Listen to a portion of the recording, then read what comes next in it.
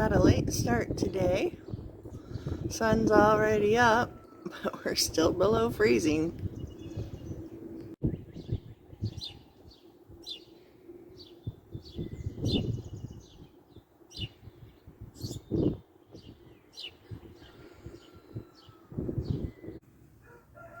Well, definitely warmer and a whole lot less windy inside the greenhouse.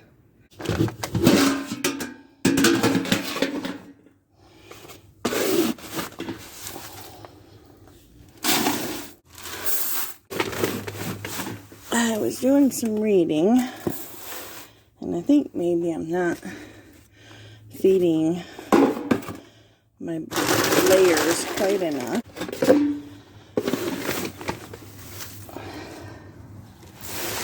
So anyway, the number of layers that I have, I had a distinct impression I might not be feeding them quite enough. They do get to scratch around and forage for bugs, and I throw them stuff from the garden when I get a chance to do some weeding. But they probably could do with a little bit more. So we'll see if this works a little better. When I come out during the day, they kind of come run into the fence like, yay, she's here to feed us. And then when I'm not feeding them and I'm, oops, just stealing their eggs, they're not overly happy with me. So we'll see if this helps. Are you ready to come out? Good morning, good morning, good morning. Goodness gracious. It might be an hour late, but I'm not that late.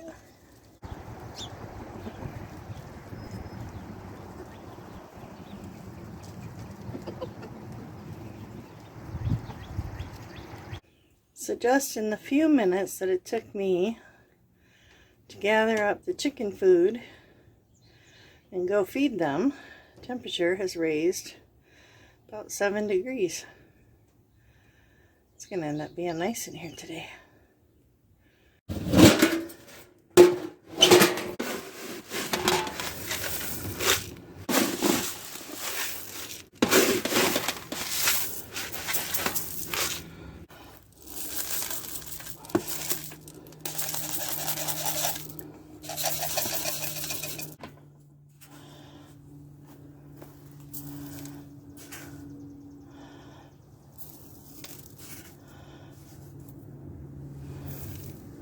Hey guys, are you waiting on me? You are. Alright, let's see what I can do first. Hold on. I know you want your treat. There you go. Give me just a second. Put your foot down here. Alright. There's Beauty. Beauty, you want your treats? Come here, girl. Come here. You have to give her her medicated one first. Otherwise, she won't take it. Here, Beauty. Here's another treat. Here you go. Let's get your food.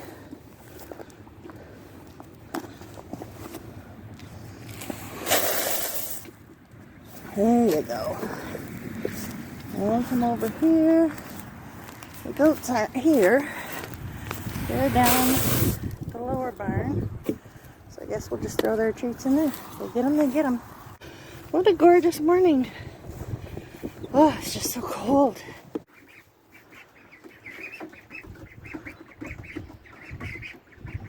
Brought them in some wood chips yesterday so that they're not just sitting on cold, soggy dirt. But in the process of me doing the wood chips, they discovered these pallets over here. And those are also up higher and drier. So they also go over there. They still got plenty of food, plenty of grit. I moved their bath water over because I don't feel like they're using it. If they were, it would be incredibly filthier. But hopefully at some point they'll find it. Comfrey is looking lovely. I'll go through all summer long and cut off leaves of the comfrey, of course, sort of dandelions, and feed the comfrey to the chickens because that's so good for them. I still haven't gotten to these yet. I am mulling over ideas of what I want to put in them. So I'm going to change the rows. So instead of going east to west, I'll be going north to south. And see what we come up with that way. It'll be interesting to see how things grow in there. The elderberry are looking lovely. That would be this one and this one. And then we have some raspberries. Let me see if I can get my finger to match where it goes. Can't see. There and there. Right there. There are a few, I'm not sure what you call these. They're some sort of chive or garlic or something. They kind of grow wild. I didn't ever plant anything like that over here.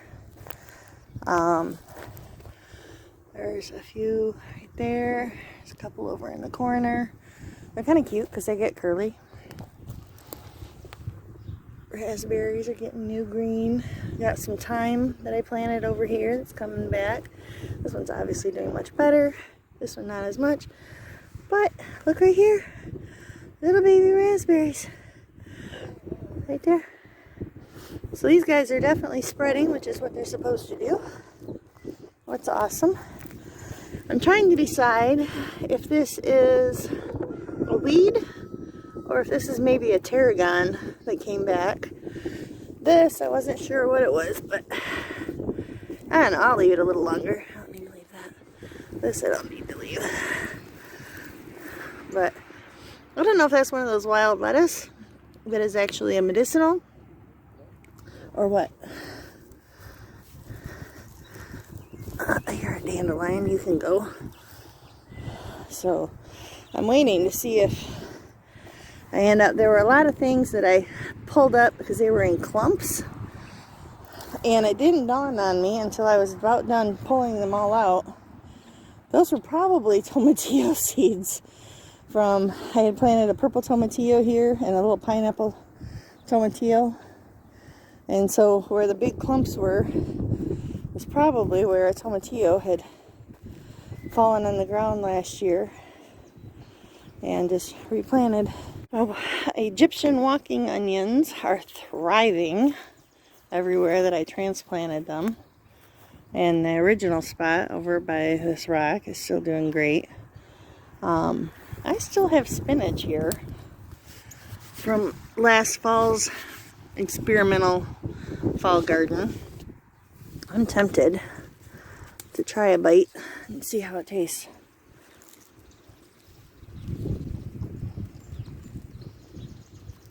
Not bad.